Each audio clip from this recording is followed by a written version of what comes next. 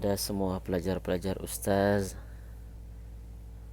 kelas 5 Ibnu Khaldun dan 5 Ibnu Sina.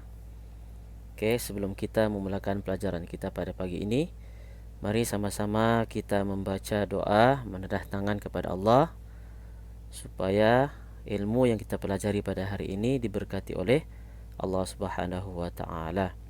Bismillahirrahmanirrahim. Allahumma aftah alaina hikmataka wanshur alaina min khazaini rahmatika ya arhamar rahimin. Allahumma zidna ilma. Allahumma zidna ilma. Allahumma zidna ilma wa la tanqusna. Amin amin ya rabbal alamin. Sebelum kita memulakan pelajaran kita pada pagi ini, Ustaz ingin memaklumkan terlebih dahulu jika ada kekurangan, maka Ustaz ingin memohon kemaafan.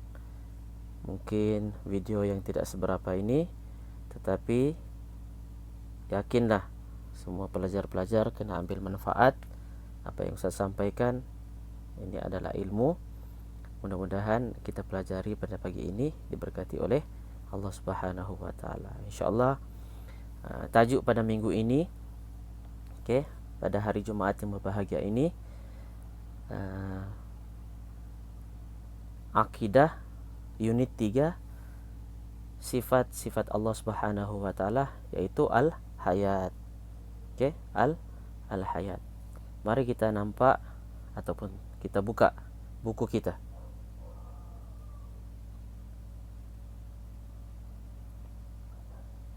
Kita buka buku muka surat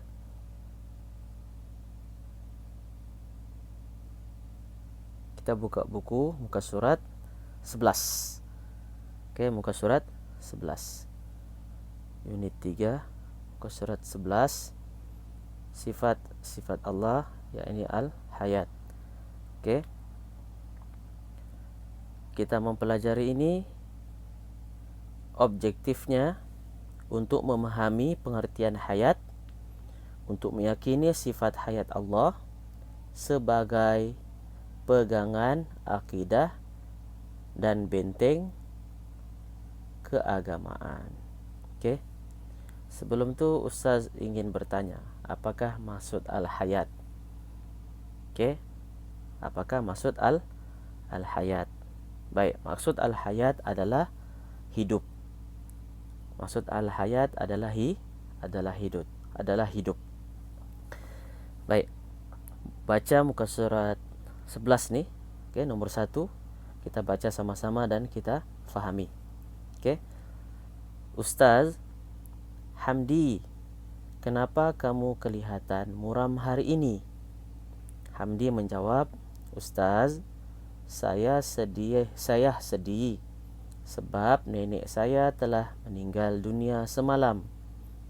Ustaz menjawab, bersabarlah Hamdi, setiap yang hidup pasti akan mati kecuali Allah Subhanahu wa taala. Maka Ramli masuk pun bertanya kepada Ustaz, kalau Allah tidak mati, bermakna Allah hidup selama-lamanya, ya Ustaz? Maka Ustaz menjawab, benar. Benar Ramli, kita wajib beriman bahawa Allah bersifat dengan hayat.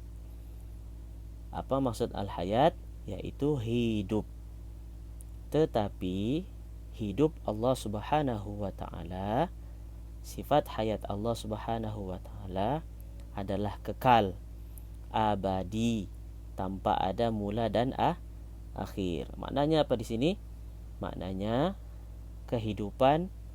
hidupnya Allah dengan kehidupan manusia tidak sama. Okey. Nanti kita akan mempelajari perbezaan hidup Allah, hidup hayat sifat Allah dengan kehidupan manusia. Sebab apa? Allah itu bersifat hayat, hidup, tidak sama seperti makhluk. Allah hidup adalah kekal. Maksudnya kekal di sini abadi. Tidak ada permulaan dan tidak ada pengakhiran. Oke. Apakah dalil nakli? Allah bersifat hayat.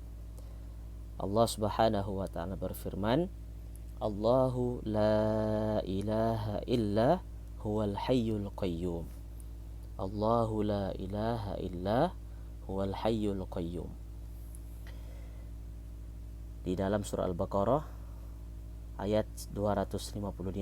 Maksudnya, tidak ada Tuhan melainkan Allah yang hidup dan kekal. Allah yang menghidupkan dan mematikan. Allah yang menghidupkan dan mematikan kita. Di sini dia terangkan Allah juga yang Allah juga yang mengawal pertukaran siang dan malam. Allah yang mengatur pergerakan matahari, Allah yang mengatur pergerakan bulan, Allah yang mengatur pergerakan cakrawala. Oke. Sekarang kita buka muka surat 12. Baca dan fikir. Baik. Kita sudah faham konsep hayat Allah Subhanahu wa taala. Hidup Allah tidak ada permulaan dan tidak ada pengakhiran. Untuk apa kita beriman dengan sifat hayat Allah Subhanahu wa taala? Apakah tujuannya? Baik. Tujuannya beriman dengan sifat hayat Allah adalah supaya kita dapat mengagungkan kebesaran Allah. Oke. Maknanya di sini apa? Kita mengagungkan kebesaran Allah. Allah yang menciptakan kita. Kita beriman dengan Allah dengan sifat hayat, berarti kita mengagungkan Allah. Kita membesarkan Allah. Allah sahaja yang hidup. Kita ini nanti akan mati, tapi Allah Subhanahu wa taala tidak akan mati. Yang kedua, menginsafi kehidupan manusia yang bersifat lemah. Kalau kita beriman dengan sifat hayat Allah, maka kita akan insaf, kita sedar diri bahwa kita ini akan mati nanti, okay? Berbanding dengan kehebatan Allah Subhanahu wa taala, Allah itu hidup selama-lamanya, kita ini akan mati. Sebab apa? Yang namanya manusia itu sifatnya lemah. Yang ketiga, meyakini bahwa semua makhluk akan binasa. Okay? Kita yakin bahwa Allah itu hidup selama-lamanya, tidak ada permulaan, tidak ada pengakhiran, menunjukkan bahwa kita yakin bahwa semua makhluk yang Allah SWT cipta, semua yang ada di dunia, yang ada di langit, yang ada di bumi, yang ada di semesta alam, kecuali Allah, itu adalah binasa, maknanya terhapus. Nah, di sini Ustaz boleh bawakan dalil di dalam Al-Quran, kullu nafsin dha'iqatul maut. Setiap yang bernyawa, setiap yang mempunyai jiwa akan merasai kematian. Yang keempat, membuat persediaan untuk mati. Kita beriman dengan Allah, sifat Allah Subhanahu wa taala hayat. Menunjukkan bahwa kita ini bersedia. Kalau kita ingat mati, maka kita akan bersedia untuk mati. Seterusnya, apakah akibat apabila kita mengingkari Allah itu bersifat hayat? Kita tidak yakin sama Allah Subhanahu wa taala bahwa Allah Subhanahu wa taala itu hidup selama-lamanya. Kita tidak yakin. Apa yang kita dapat? Apakah akibatnya? Akibatnya akan merusakkan iman. Sudah tentulah. Karena kita tidak yakin dengan Allah Subhanahu wa taala, maka iman kita terbatal. Rosak iman kita. Yang kedua, sombong. Tengoklah hari ini orang yang tidak beriman dengan sifat hayat Allah Subhanahu wa taala, dia akan merasai sombong. Sebab apa? Sombong? Sebab dia berani melawan Allah Subhanahu wa taala. Dia kata, aku ni hidup, selama ini aku hidup, aku mencari pekerjaan sendiri, aku cari duit sendiri, aku cari makan sendiri, dan tidak ada pertolongan siapa-siapa. Ini adalah atas usaha aku. Itu perkataan orang yang tidak beriman dengan sifat hayat Allah Subhanahu wa taala. Kita tahu hari ini kita selalu dengar, ataupun kita pernah dengarlah Satu orang ni dia bagi tahu tidak ada, saya ni tidak akan kena corona kan. Apa tu corona? Apa itu corona? Suatu wabak penyakit. Dia bilangnya dia tidak kena apa? Dia tidak kena corona, dia tidak kena corona. Dia mencabar, seolah-olah dia mencabar Allah Subhanahu wa taala. Itu adalah perkataan yang tidak beriman, sombong. Kemudian yang ketiga, lalai daripada mengingati Allah. Ialah kalau sudah dia tidak beriman dengan sifat hayat Allah Subhanahu wa taala, maka dia jadi lalai. Dia jadi ghafla. Dia tidak ingat sudah dengan Allah Subhanahu wa taala. Sesuka hati apa yang dia buat, walaupun membuat perkara-perkara yang dosa, dia sudah tidak ingat Allah Subhanahu wa taala. Dan yang terakhir, lupa diri. Macam tadilah. Kan, sombong sudah, lupa diri sudah. Dia itu siapa? Kan, dari kecil, daripada lahir sampailah dia besar, itu semuanya adalah atas kekuasaan Allah Subhanahu wa taala. Tapi dia lupa diri, dia lalai. Okey. Itu akibat orang yang mengingkari sifat hayat Allah Subhanahu wa taala. Seterusnya, yang ketiga, perbezaan hayat Allah dengan kehidupan manusia. Okey. Bezakan hayat Allah dengan kehidupan manusia. Baik, yang pertama kita nampak hayat Allah, hidup Allah Subhanahu wa taala itu adalah qidam, iaitu tiada permulaan. Okey, kehidupan Allah tidak ada permulaan. Tidak ada siapa yang melakukan. Allah Subhanahu wa taala berfirman, lam yalid wa lam yulad wa lam yakul lahu kufuwan ahad. Lam yalid wa lam yulad. Allah itu tidak beranak dan tidak diperanakkan.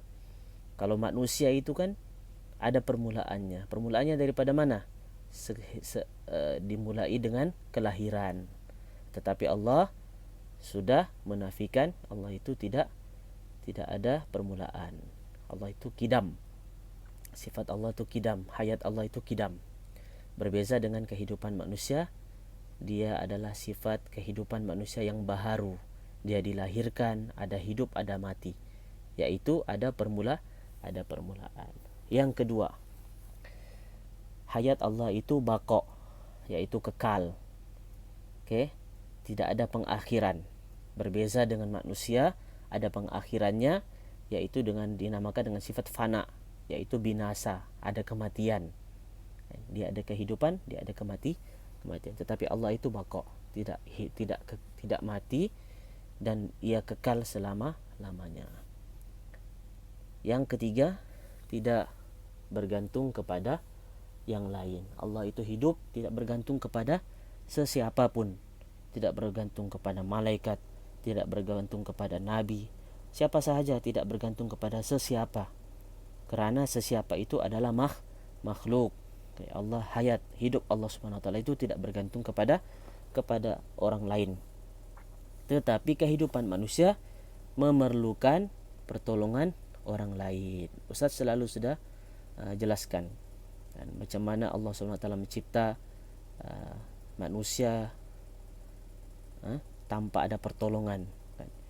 Di tempat yang kecil, di perut ibu yang kecil, tidak ada lampu, tidak ada alat untuk pasang mata, untuk pasang telinga. Dan itu kekuasaan Allah Subhanahu wa taala. Tidak perlu pertolongan untuk menciptakan sesuatu. Tetapi manusia itu perlu pertolongan. Mau makan perlu pertolongan tangannya, mau membuat rumah perlu pertolongan tukul, paku dan sebagainya. Mau membuat kereta perlu ada di ruang yang tempat yang luas, mesti ada lampu dan sebagainya. Okey, itulah serba sedikit berkenaan tentang sifat Allah Subhanahu wa taala al-hayat. Mudah-mudahan apa yang Ustaz sampaikan pada hari ini dapat memberi manfaat kepada semuanya, dan ini adalah ilmu yang mesti kita amalkan. Selalu kita beriman pada Allah Subhanahu wa taala dengan sifat hayat Allah. Kita kena yakin hayat Allah itu bersifat hayat, maknanya hidup. Apabila kita beriman dengan sifat Allah Al-Hayat, maka kita akan menjadi seorang hamba yang selalu bersyukur, selalu mengingati Allah Subhanahu wa taala dan takut melakukan perkara-perkara yang melanggar perintah Allah Subhanahu wa taala. Oke. Untuk itu sahaja pada hari ini. Mudah-mudahan apa yang Ustaz sampaikan beri manfaat kepada semuanya. Aqulu qauli hadza astaghfirullahal azim. Wassalamualaikum warahmatullahi taala wabarakatuh. Kita tutup kelas kita pada hari ini dengan tasbih kifarah dan surah Al-Asr. Subhanallah wa bihamdi, subhanakallahumma wa bihamdika, asyhadu an la ilaha illa anta, astaghfiruka wa atubu ilaik. Wassalamualaikum warahmatullahi taala wabarakatuh.